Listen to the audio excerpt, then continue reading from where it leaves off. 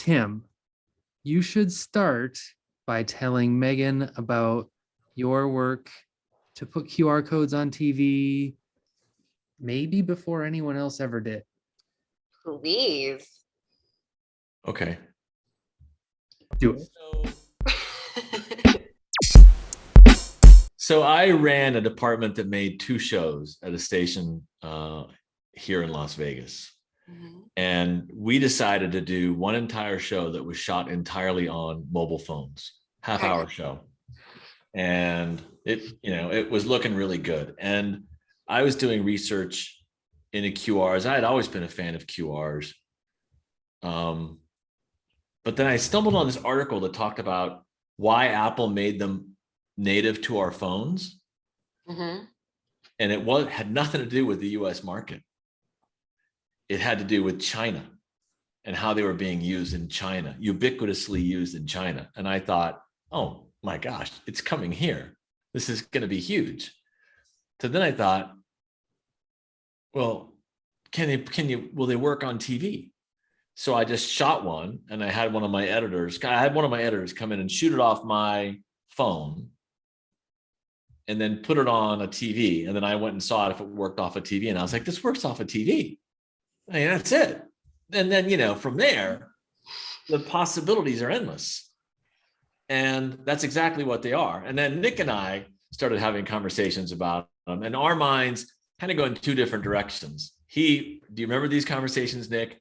Nick was all about tracking,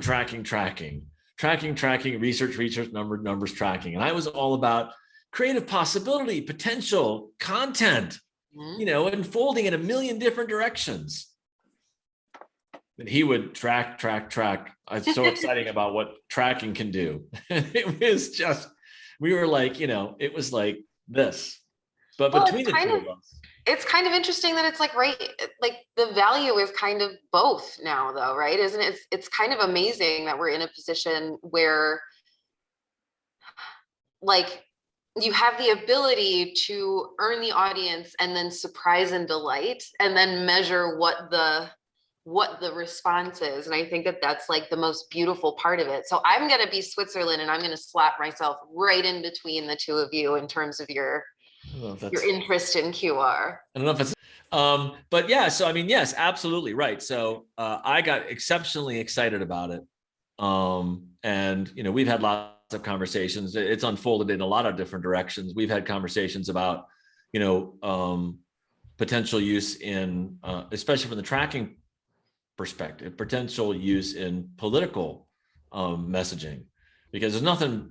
How magical and wonderful would it be if you ran a political message, and that if somebody saw it and watched it and engaged with them, that they suddenly gave you permission to come back and talk to them further, right? Yeah. I mean, it's just the ability to do that is profound. And what I found, I don't know what you guys have found, I've got lots of friends in the television world, and I talk to them all, every day, a couple of them at least a week. And my feeling is that so far, they just don't get it. The people in the television world just don't get it. They think it's for selling a T-shirt, right? They think it's for just for clicks and not for anything else. And they don't see it. And I was who was I talking to? Was I talking to you about? When you say that you're talking to people and they're not using it well enough, you're not saying they're using it in a non-functioning fashion. You're saying, hey, that's cool that you can download the sports app or the weather app, but you think there's more to that. Like, you got all these numbers behind you. You're more interested in the data and the math behind it, but why is that not enough? I don't know. Have you had a conversation with someone in the TV world who understands that it's a vehicle for more than just download our weather app? I think we're running point on that conversation.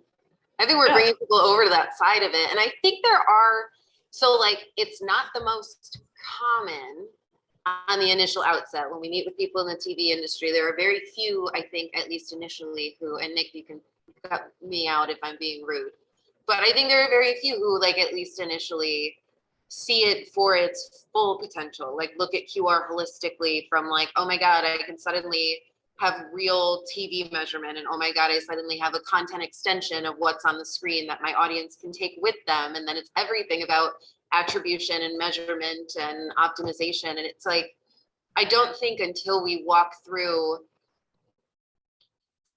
like how simple it is that people, I don't know that people understand it from the jump. Definitely not from the jump. But Tim, now you were, I interrupted your thought and we've tangented your thought. People aren't using it well enough. Go. What do you think it should be used for?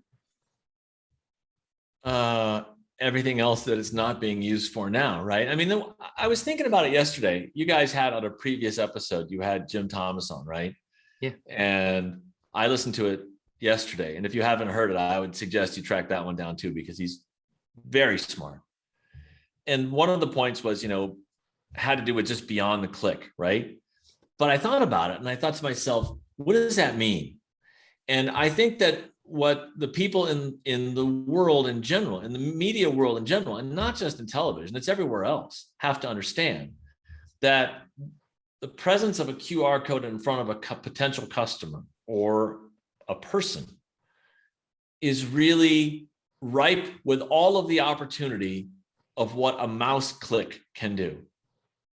That's it. It's everything that could come off of that. And when you look at it from that perspective and you say, well, what do you mean? I would just say, think about everything that you do with a mouse click and you'll know what a QR code can do for you, right? I mean, I can mouse click to define words if I want to. I can mouse click to look at a picture that's embedded in an article if I want to.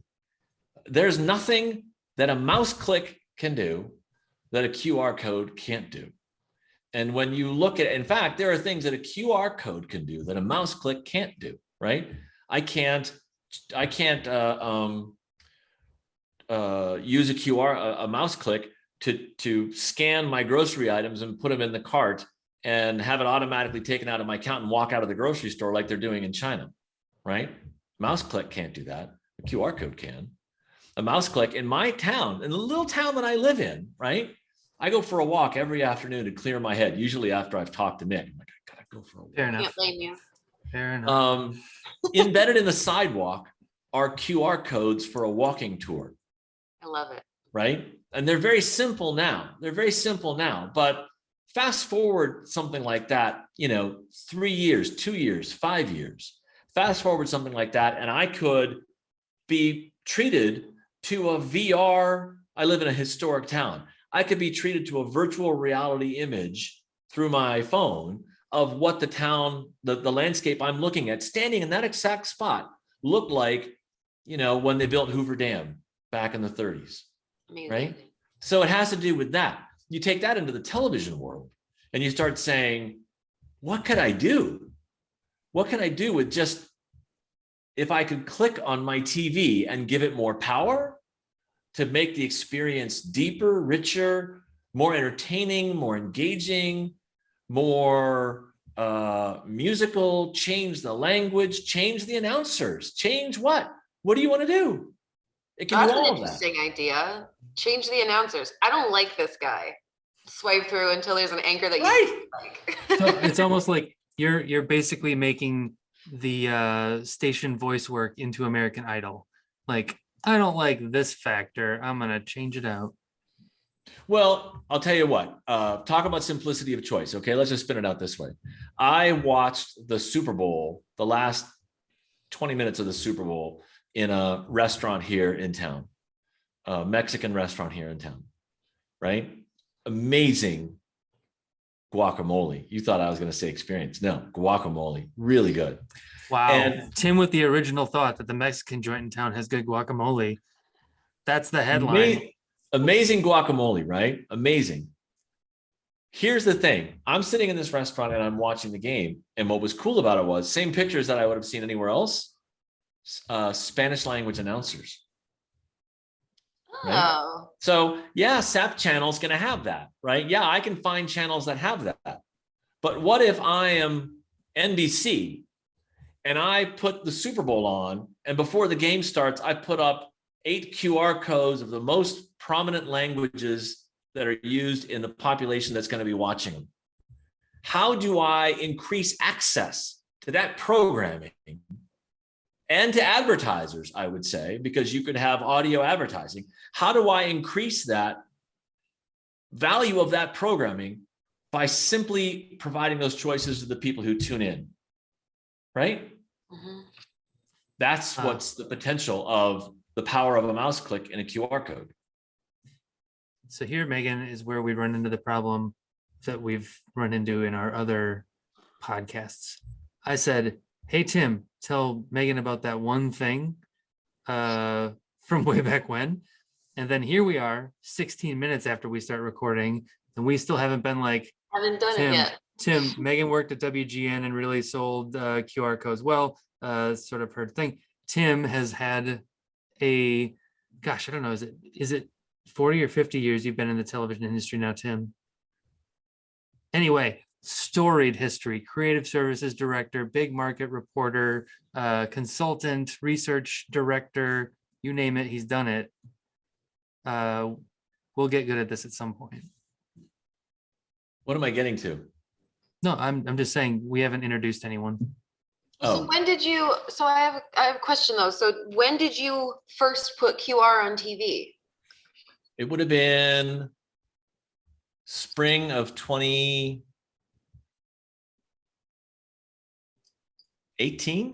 Oh, okay. So you were way out ahead of it. And then let me ask you this, knowing that you had done that, and I want to know about how it went, but well, tell me that first. How did it go? Did it get scanned? You know, that's where Nick comes in, because I didn't really care if it got scanned or not. I just wanted to put it up and see if it worked on TV and if I could scan it off. For me, the success in that moment was, could I scan it off the monitor in my office when I was watching it? And I could. And my whole thing was, I wanted to see how far away from the TV I could be to be able to scan it. So I went to the back of my office and scanned it from there, Mm-hmm. and it worked. So that's all that mattered to me as far as the numbers are concerned. You know, could we have done that? I'm sure we could have. I even forget how we did it. It was very crude how we did that at first, but I just wanted to make sure that it was scannable, and it worked, and it did. Sure. And but when you did it, you needed a reader, right? It was No, before- nope. Native to my phone. Oh, okay. No, this is after I learned why it was Apple made them native. I liked QR codes when you used to have to go through the whole arduous process of, download the app and scan it and all that. I liked them before that. But then when it was native to the phone, I was like, well, here we go. And when I found out why, I thought, this is inevitable. This is going to happen, and it's going to be, and what's going to follow also is going to be a lot of the work that you guys are doing, first of all, just promoting it and talking about the usefulness of it.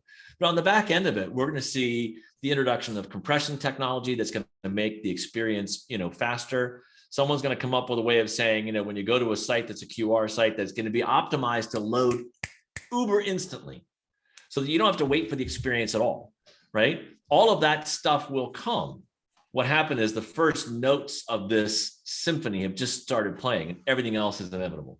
Why are you Well, the great cool thing is that Flowcode is definitely making strides kind of in that direction. I think the first part of the equation about, so that the mobile optimized page, right? Like the biggest issue so Nick said it before, I was a DSM at a station in Chicago and kind of had the same thought process, albeit a couple of years after you did, like, oh, this would be interesting. This is like COVID times. Everybody is out here scanning QR codes and menus. My mother, who lives on her phone, was like, oh, I'm doing this. And I was like, well, that's a really good match for our broadcast demographic. I was like, let me see if we put this on TV, will those people be scanning? And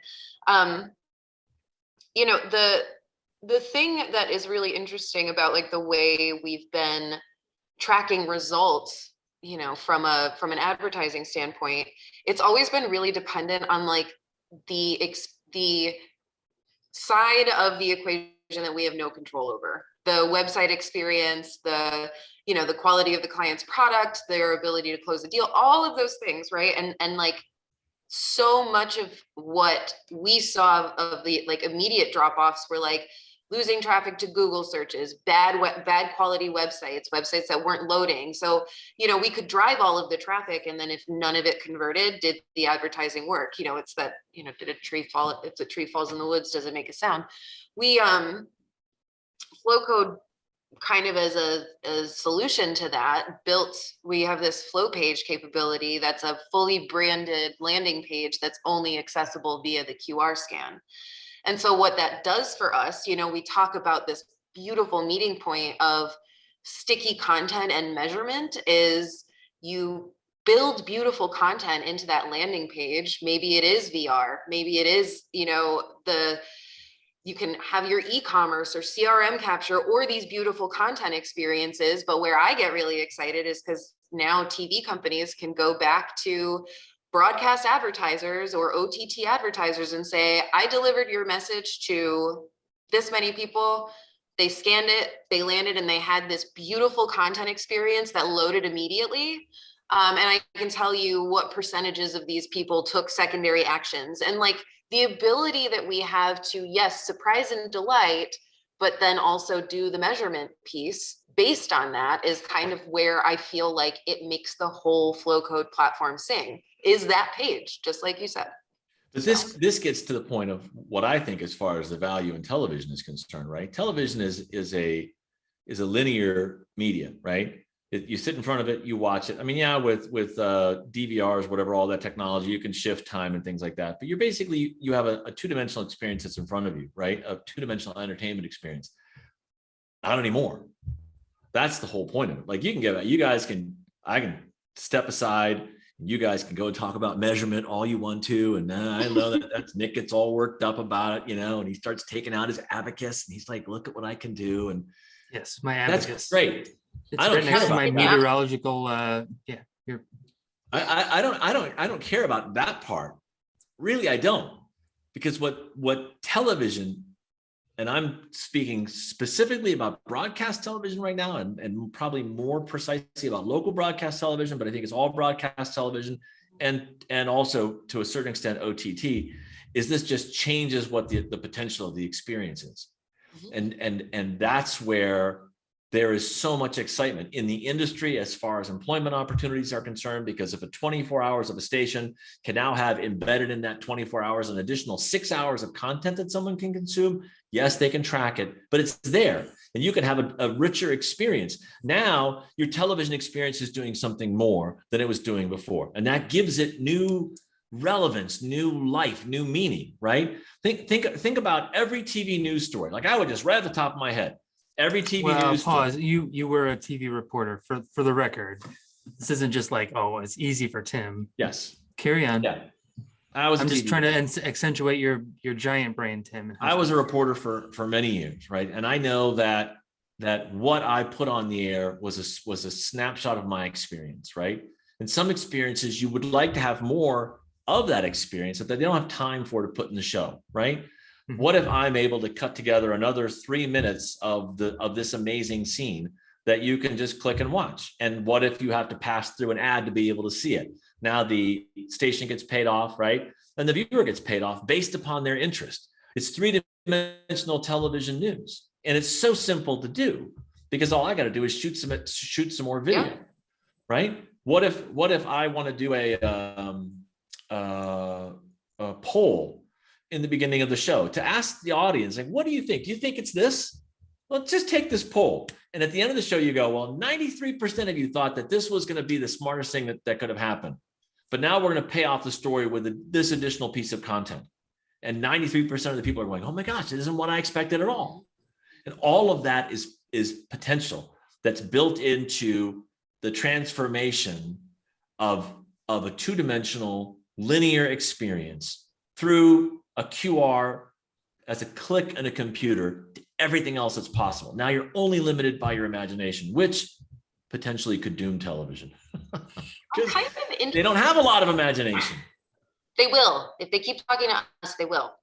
I'm interested in, so Nick, I'm totally elbowing you out of this conversation. I apologize, but I've talked to this guy so many times. I don't want to hear I'm not interested in what he has to say. This is really an introduction that ended up being a podcast, and beautiful mind over here. So anyway, I was going to ask you about your background, by the way, because I keep reading Look, it says, messages in there. Hi, Nick.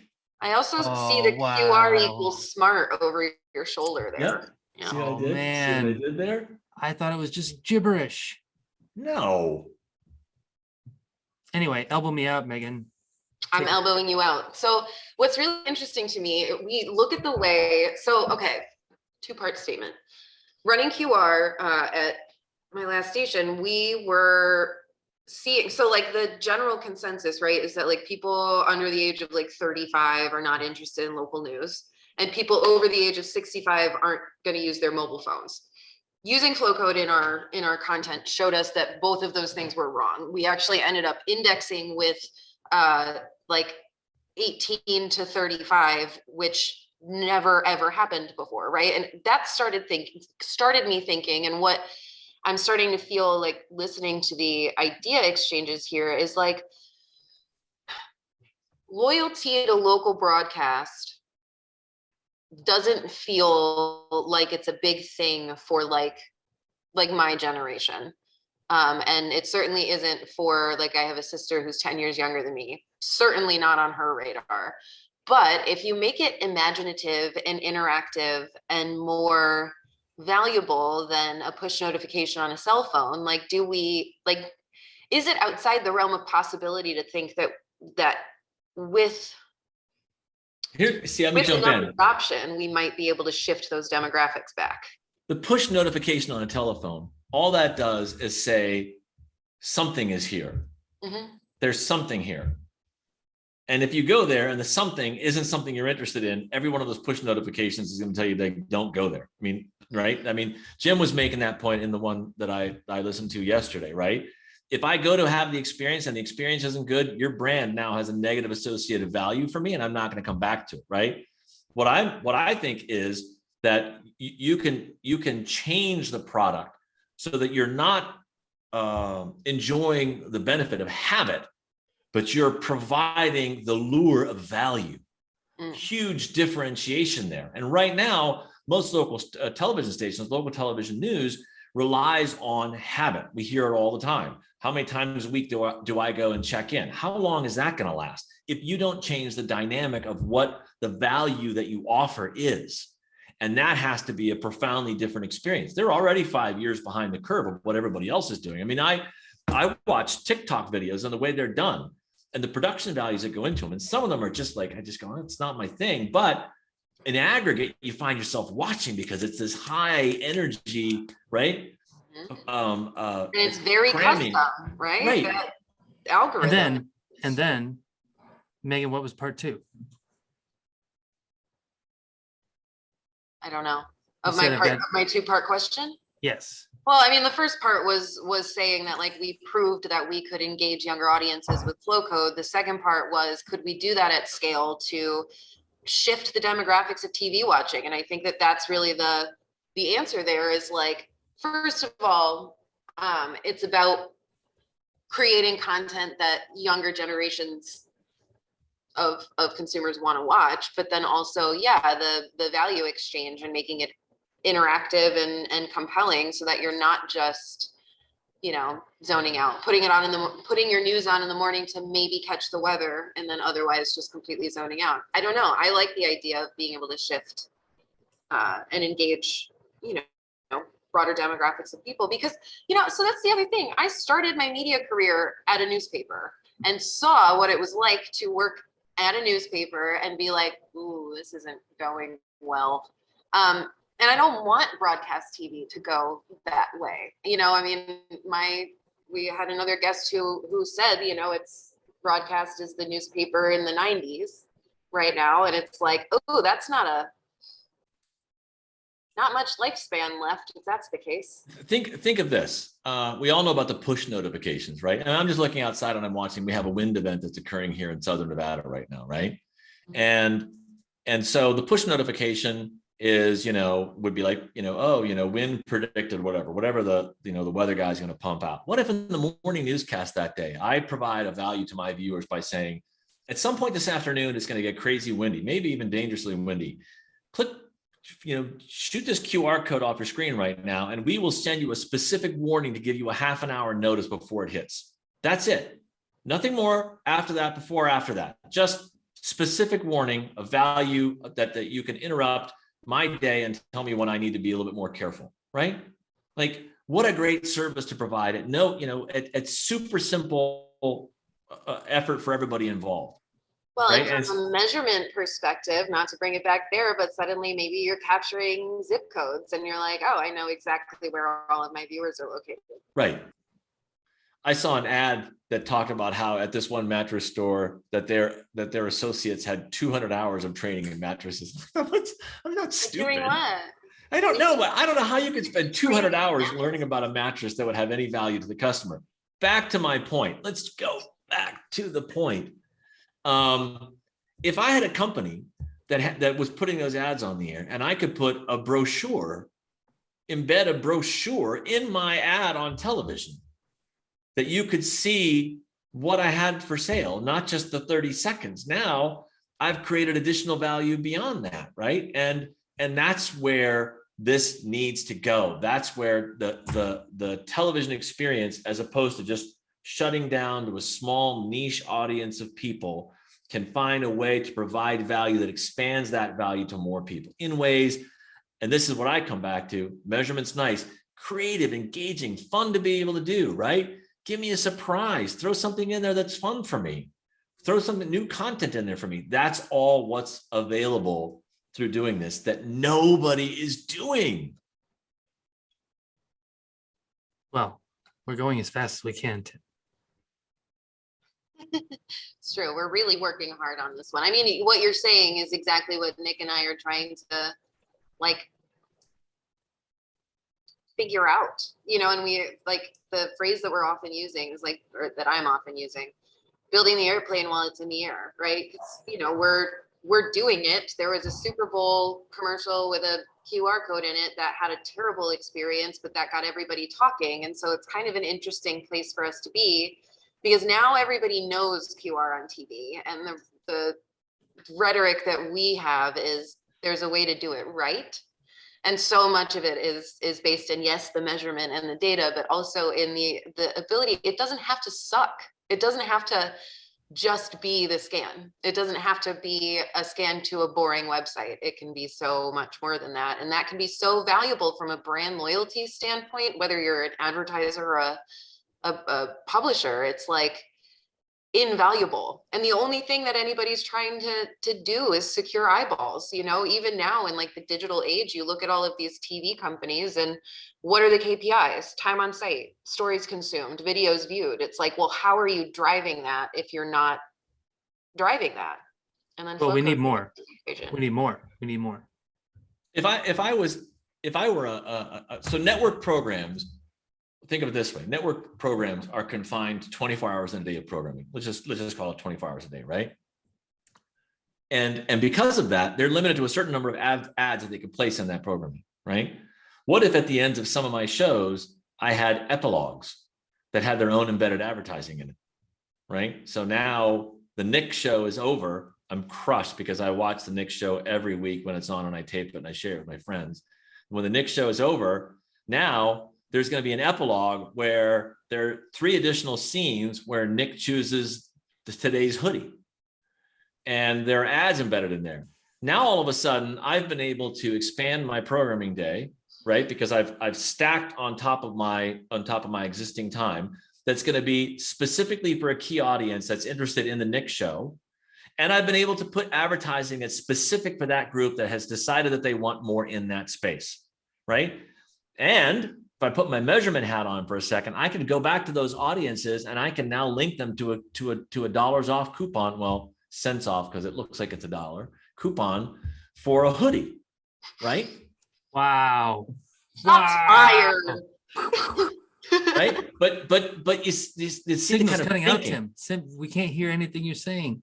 That's the kind of thinking that's going to be that if done properly, elevates the experience to a level that can compete with the speed and intensity of a TikTok or a Facebook experience, right? It can be, and it can drill deeper into the things that I love.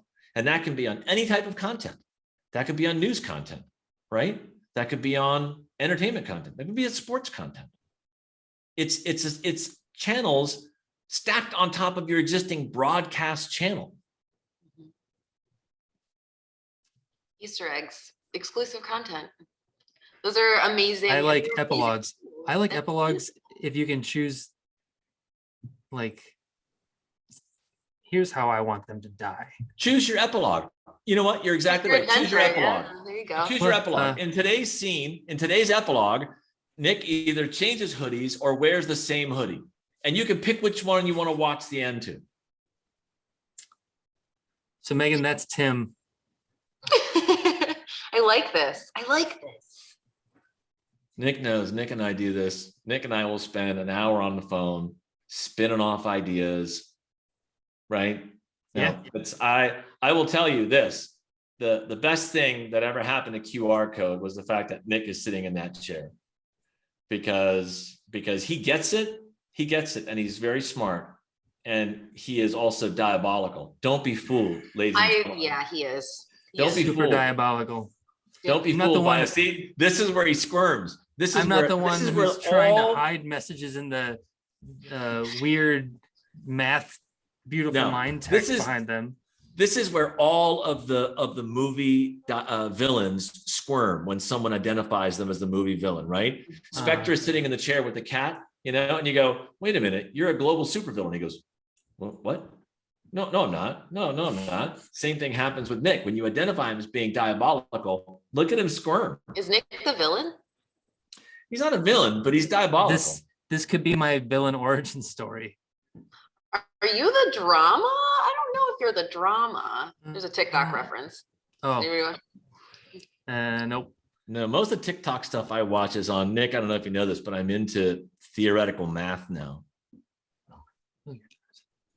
I am. No, I don't know what that means. I don't know what it means to be into theoretical math. I suck at math. Not real.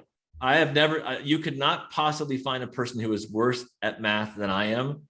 But oh no, we could go toe to toe on that. But I love watching about like theoretical math, like charting prime numbers and figuring out, is there a pattern? Is there a predictable pattern of prime numbers? I love that kind of stuff. I think it's creative, interesting. I bet you money that it ends up mapping to the Fibonacci sequence. Oh, look at you. He likes to drop names like that. I mean, I know what the Fibonacci sequence is, but because you listen to Tool, is that it? No, I've never listened to Tool actually. I don't think that I've ever actually heard Tool before. Okay. It's weird. They have a whole album dedicated to Fibonacci sequence, like a song that's written in Fibonacci timing. Oh, interesting. Yeah. So, Tim, we've been asking most people if they want to come back, but it was nice to have you on.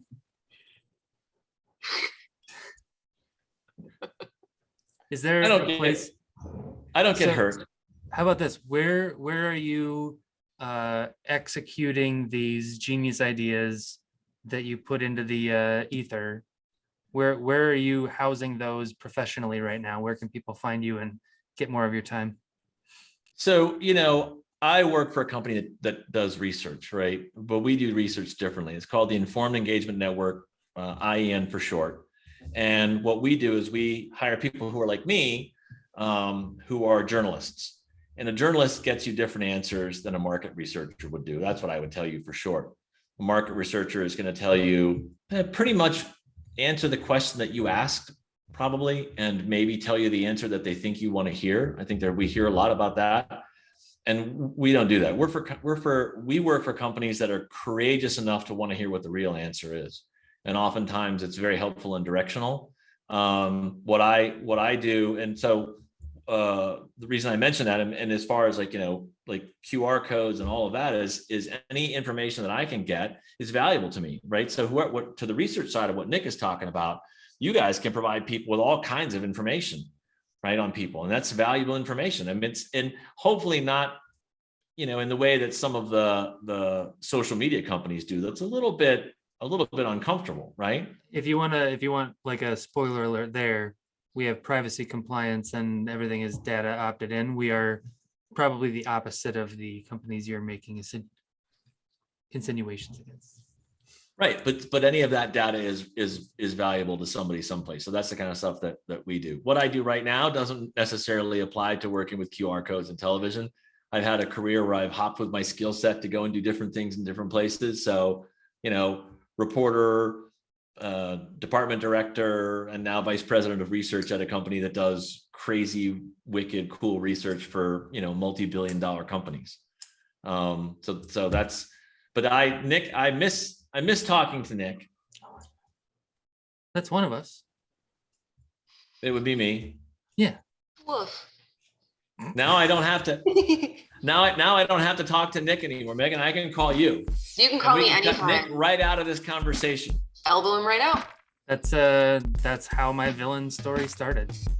Tim came on the podcast and pushed me up. Made you diabolical. That's it.